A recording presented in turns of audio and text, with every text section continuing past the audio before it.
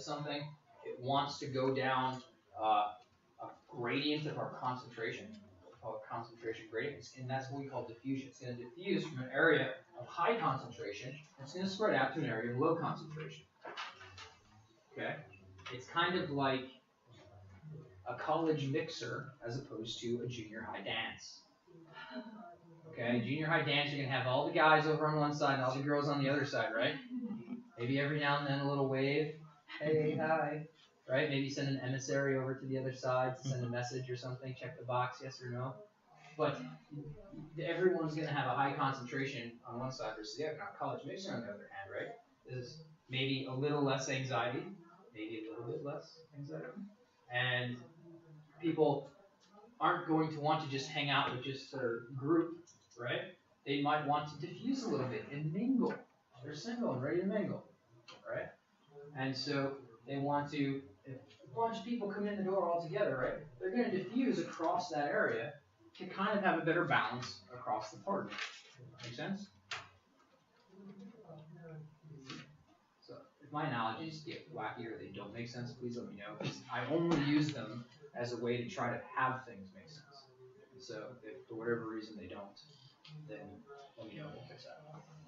They work. Okay. Okay, so again, our force of diffusion, and here's the thing. They're not just diffusing, right? They're actually diffusing across our membrane. So we have a membrane in the middle, right? That's our cell membrane in our model here, okay? So when we have a membrane, you think of it as a big wall, right?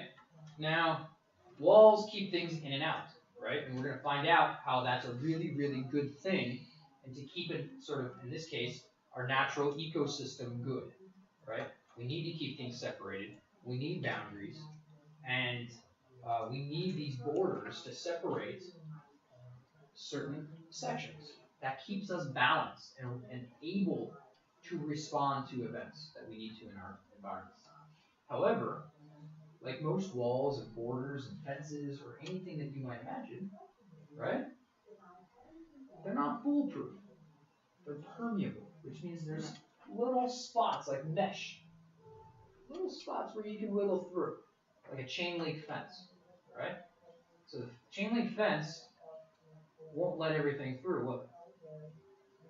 Will it stop mosquitoes? No. Will it stop you? Yeah. Maybe. Exactly. Right? Because we can go under it, we can go over it if it doesn't have razor wire or something about it. We can even cut a way through it, right? But for the most part, it might stop us at first pass. But it's not. It will let smaller things through. So you have this membrane, but it's permeable. We call it a semi-permeable membrane. Okay? And so things will diffuse across it. Notice it stops these red little spots from diffusing here. Where it wants to go, the red wants to come here, right, to diffuse. But the permeable membrane is saying, no thank you. However, it's small enough permeability to allow the other kind to go through. That type of selective permeability is very good. It's very useful in nature, right? We don't want things to work in blanket statements all the time, right?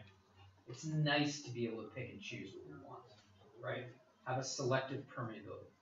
And that's kind of what's happening here, okay? So it's not like a one-size-fit-all permeability. It's a selective permeability, and that forms a really important basis for things. Okay, so we build from this. Here's our cell. Okay, we don't worry about axons and dendrites right now because that doesn't really matter at this point. Right? So we have our nucleus, our Golgi apparatus, all of our good biological little goodies in the inside. But really, what we're talking about here is the chemical ends of the ions. Now, so we have our cations and ions. Okay, we have lots of potassium inside. A little bit of potassium outside, okay? Lots of sodium outside, a little bit of sodium inside. Same thing we've shown, I've been talking about all day, okay? You're going to see a lot of redundancy in these slides. They're there for that reason. Not for me to talk about it in redundancy during a lecture, but for me to post them and have you be able to see the things exemplified in different types of illustrations to help dial in that point. So we have that selective permeability, and we can see that there's not really channels that are leak. We call these leak channels or passive channels through which our sodium or potassium can leak. Okay, so we don't have a lot of leaking channels for sodium, do we? Really, these leak channels are here for potassium. So constantly, our cell is bleeding potassium all the time. It's like a hole in the bucket. Right? You've got all this potassium in here, and every time you're moving the bucket around, just dripping out. Okay? We can't really have that, can we? No. Right? We'll talk about ways that the cell accommodates that. Okay? Now, we also have other forces happening. So we talked about that concentration gradient, but I did introduce the idea that we have an electrical force. Okay? So these are driving forces. Okay? Because the big picture that we're talking about is the movement of ions. So ions move in two ways. Right? So remember Newton's laws? Object in motion stays in motion. And an object that is still will stay still until a force is moving on, right? So ions are not magic, right? If there's no force on it, they will stay the heck put. They ain't moving, but they move all the time. And the reason they move all the time is because of those two forces, one of which we just got done talking about, which is concentration forces, based on the force of diffusion. So things will diffuse based upon their concentration from a high point of concentration to an area where it's low concentration, right? We're spread out, right? Okay, now there's another type of force that's going to move ions, and it's called an electrostatic force, okay? How many of you guys like retro music? All right, I'm going to drop Paula Abdul. Okay, and I used to do that in my undergrad classes, and nobody knows who that is. Okay, and it was a really good little thing, but nobody appreciated it. And okay, but when we're talking about electrostatic forces, it's like Paula Abdul saying, which is that opposites attract. It is a weird video. Yeah. Paula Abdul's in it. She's like, her co-star in it is like a little Tony the Tiger cartoon character guy, and it's very Roger Rabbit-like. You guys probably don't know that movie, but anyways, it's back in the days when MTV used to show music videos and stuff, and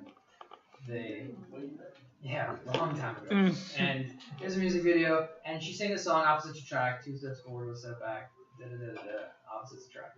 That's what electrostatic forces are, which is that if you have two sides of a magnet, and they're both the positive side, what will those magnets do? Repel, which means what directions are they going to go? Opposites. Okay. We want to make sure we don't confuse y'all. They're going to go in opposite directions because they are like charged. They are similarly charged in that sense. The charge is both positive, right? Now, what if you have magnets where one side is positive and one is negative? Where do they want to go? Towards each other. Yeah, towards each other, right? They're going to come over here and kiss, right? You have this, opposites here. They want to come over here and get to know each other a little bit better. Remember? They all came into the party diffused. They were single, ready to mingle. Okay? Now they've had a few drinks and some music going on. Okay? Maybe they really start to get to know each other really well here. Okay? So they're over here. They're going to kind of kiss. Okay? Because opposites are attracting. There's a strong attraction between these two. Okay? And that's going to take them, and they might have started at these points, but they physically moved here. So we're talking about a physical movement of physical things. These are physical little baby ions, okay? But they're physically being moved away from each other, physically being moved towards each other, based on just electrical properties of being positively or negatively charged. What we're going to refer to as the word polarity. Okay, the poles, right? A north and a south pole, right? A positive and a negative pole, polarity. Okay, so the polarity drives movements of ions. Now, electrostatic forces and concentration gradients or diffusion are different. They are unrelated to each other in that sense. you could have gradients in opposite directions. Then I'm going to go, I don't know, which one should I do? Okay, so we talked about that sodium constantly leaking out, being bled out from the cell, right? Because you got these leak channels. Everybody remember that slide again? Okay. So sodium is constantly being leaked out of the cell, right? Did I see sodium? Yeah. Yeah. It's potassium. I'm sorry. Yeah. Getting ahead of myself. Yeah. Potassium is constantly being leaked out of the cell. Okay. Now we need to reset that cell's balance because remember, if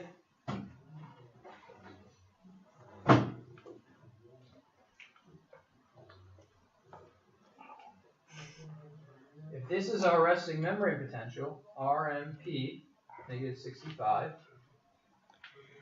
right? It's resting negative, okay? If we have potassium leaking out, okay? That means it's going to be more positive, right? Of a difference between the extracellular and intracellular space, which is what this measures. Which means as potassium leaks out, this is going to rise up. So now it's going to come a little bit closer. It's going to come closer to what we're going to call the sort of equilibrium potential for potassium, which is basically just the measurement of where there's equal, zero difference between the outside and inside. We don't want that. Quality is bad. It is in a sense. If you want equality, you can have it, but you're going to die. It's true. Okay? Right? Equality of this equilibrium potential, if you have that there, your cells are not going to be able to fire action potentials, which we'll discover as we move onwards. If they're not firing action potentials, you're not going to make it. Because you need action potentials to send signals to your heart, to pump blood to your brain, to send another signal, to come down and tell your lungs to breathe air, and do all the good stuff that we like to stay alive. We need to keep this down here. Okay? So, how do we stop, there used to be an old saying on SportsCenter when a player was in fuego, when they were on fire, like a basketball game or something like that. Or they'd say, you can't stop them, you can only hope to contain them. Okay? It's kind of what we got going on here with potassium. You can't stop it from leaking, you can only hope to contain it. Okay? And so, these leak channels, it's constantly leaking out. How many of you guys ever work in like a preschool or have children? Or have families with little kids and toddlers? Right? I was the oldest of 7. So I've helped, helped raise a lot of little buggers. And, you always have those couple kids at recess or whatever, right? They want to just go run out of the room or run away from it, right? They want to go play and be kind of crazy or whatever. And you just want to come back and have nap time. Right? So you got most of the kids, they're having nap time and they're like all nice and playing or resting. And then you always got to go rush out there, grab the other one, bring him back, right? You guys know what I'm talking about? Okay. That's kind of what's happening here. You've got these stray sodiums and potassiums, okay? Particularly the potassiums. And you've got to constantly be going back. It takes energy from you, doesn't it? Because then you come home and you're like, oh my God, I'm so tired. Such a long day chasing these kids around all day. Because the kids listen? No. Their job is not to listen, right? Like you tell them, stay put. You grab them, bring them back here. After like 3, 4, 5 minutes, go back out again. So you chase all day. It's very energetically expensive. Yeah? Okay. So, this introduces the idea of what we call the sodium-potassium pump. It's a pump. That's what this little green thing. It's an exchanger. Okay? And what it does is it exchanges potassiums and sodiums from the outside and inside of the cell. So you have this natural leak that's naturally changing a resting membrane potential. Yes, sir? Do those leaks to sodium also go into the cell? Yeah, but just a little bit. Just a little bit. Just enough for you to do that sodium-potassium pump? Yeah. The big player there is potassium, but yeah, it's a little bit. And I should say here, as a conceptual level, remember I keep talking in morbid terms, like you'll die, equality's bad, right? If you do have equality of our membrane potential at 0, right? There's perfectly balanced ions on the inside and outside, you're cooked. The reason is because you can't fire. You need this down here. So we have this resting membrane potential. So potential means, right, the ability to fire in the future. So the way I usually teach this to people is when you're down here, like a spring, you compress the spring all the way down to here. So it's ready to fire. So the spring is kind of like Simba and Mufasa. Remember Simba was hunting? Mufasa said, that's not how you hunt Zazu. Right? How did he say you have to hunt Zazu? You guys remember? You gotta crouch all the way down. Oh, yeah. Right? Then, when you need to pounce on the dodo bird, Zazu, for any Lion King fans, okay? Then he has those lions, or your cats at home, right? When they're stalking their little mice or whatnot, right? Crouch down. Because they need to spring and jump and explode with action, right? Okay, so that's what needs to happen to the cell. The cell needs to be compressed like a spring down here so that it can have an action potential and fire up. That's the only way it fires, by that potential energy being compressed. Okay? And if you don't have that, that's why you'll die. Because that's like going out and being the way Simba was trying to get Zazu before Mufasa gave him some fatherly advice on how to hunt. Simba wasn't really stalking. He was just kind of walking around like this, saying, oh, maybe I can grab you. Like, yeah, we'll all just be equal on the safari, and I'll just grab the birds. And the bird's like, no, I'm going to fly away. So he's like, no, you got to crouch down. You have to have inequality of these signals. That's why. Does that make sense? Mm-hmm. Okay, we're going to see deeper representations of that now. So we have that sodium-potassium pump. Know that it's pumping 3 sodiums out for every 2, for every 2 potassiums that it pumps in. Okay, so it's exchanging that information constantly. Okay, so 3 sodium ions are pumped out of the cell, 2 potassiums are brought into the cell. So it's fighting the leak, the hole in the bucket. Okay, it's not plugging the hole. It's just refilling the bucket. Make sense? So if your little kindergartner is running away from you, it's not closing and locking the door. It's just constantly cycling and grabbing that kindergartner and bringing him back to the sidewalk. Okay? Okay, so we mentioned that equilibrium potential, okay, which is the idea, okay, that the electrical charge is balanced between those opposing forces. So that means that the ion is no longer moving. Okay, it means that it's at 0. Okay, the equilibrium potential means that there is no more movement. Why would there be no movement? Why would there be no movement? It's because the concentration gradient and the electrostatic pressure, those 2 driving forces that we talked about, it's because they're balanced. That's why they won't move. Because you've reached a nice good sense of equality now. You've made equal the force to move them from electricity and from concentration. Yes. So would it kind of be then that like each ion has their own partner? So because each one has a partner, they're not moving technically, and they're not resting. I would err away from saying the word partner. Okay.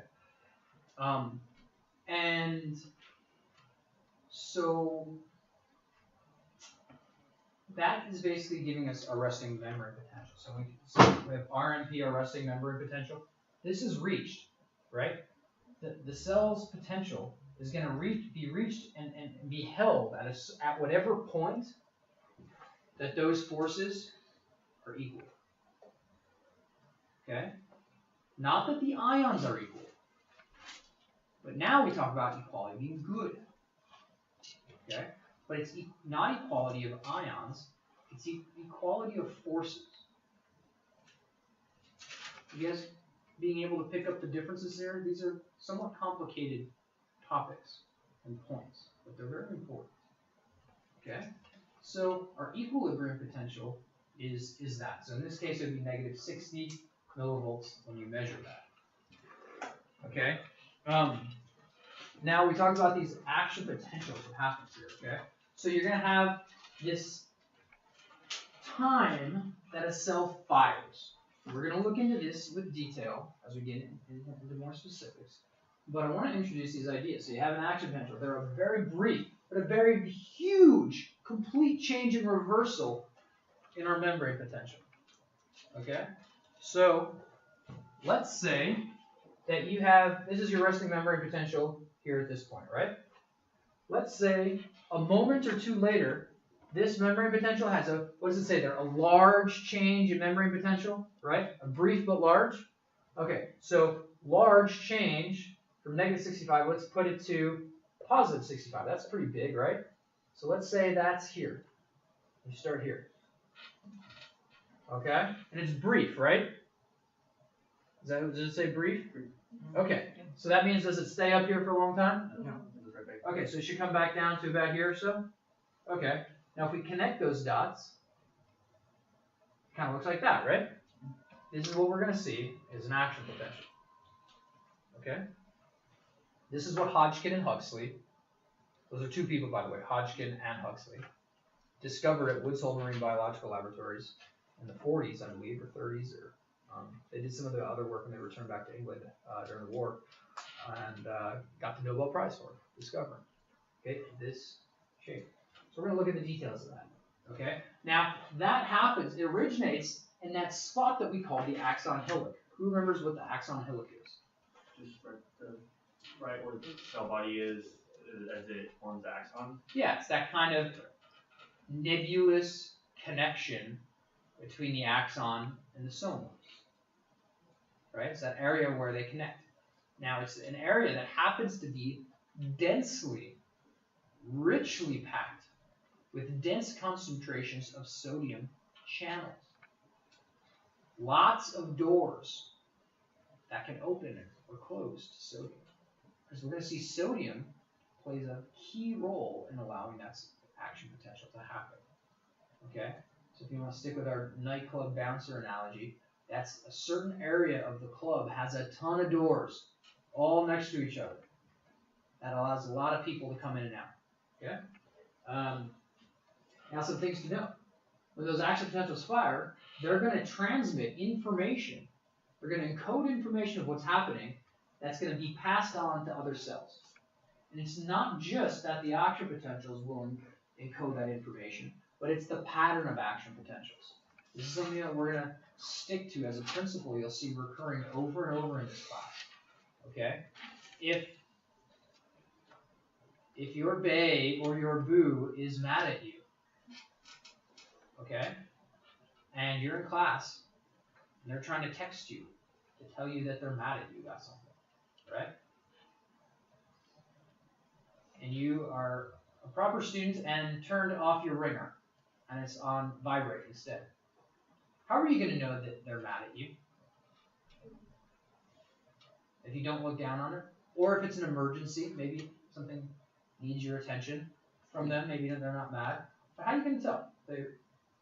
It's important. It's going to keep vibrating up. Oh, it's going to keep vibrating as opposed to once vibrate, right? So they're going to send you one message, but you're going to try to be respectful and not look down at your phone and pay attention to the lecture, right? So you'd be like, whatever, I got a little message, we'll get to that later, right? Because you're all grown adults and you guys can all manage that discipline to ignore a single message, right? Hopefully. All right? You guys have all done that, I'm sure. Hopefully. Okay. How are you going to know if they're really mad at you or if there's something really important that they need to reach you? It's going to keep buzzing, right? They're going to keep texting. You keep getting these go off and off and off. And why would you look at your phone eventually? After so many times. It's getting annoying. Because it's getting annoying. Why is it getting annoying? Because it's just the buzzing is so frequent. Ah, so there's a pattern of signals that's happening. It's not just one action potential. It's the pattern of action potentials that are going to send you a signal. Okay? Because if they're mad at you, or if it's an emergency, will your phone buzz louder? No. No, it's not designed that. It's not programmed that way, is it? The only way you know if it's serious, as opposed to like, hey Smoochie, I just want to say hi, right? Is the pattern.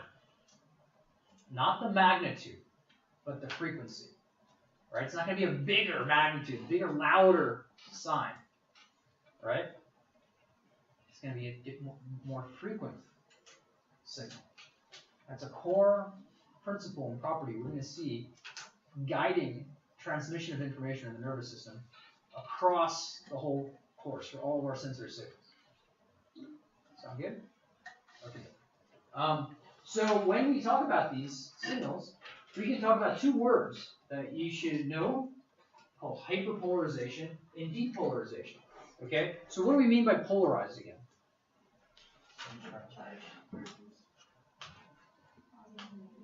More clarity, please.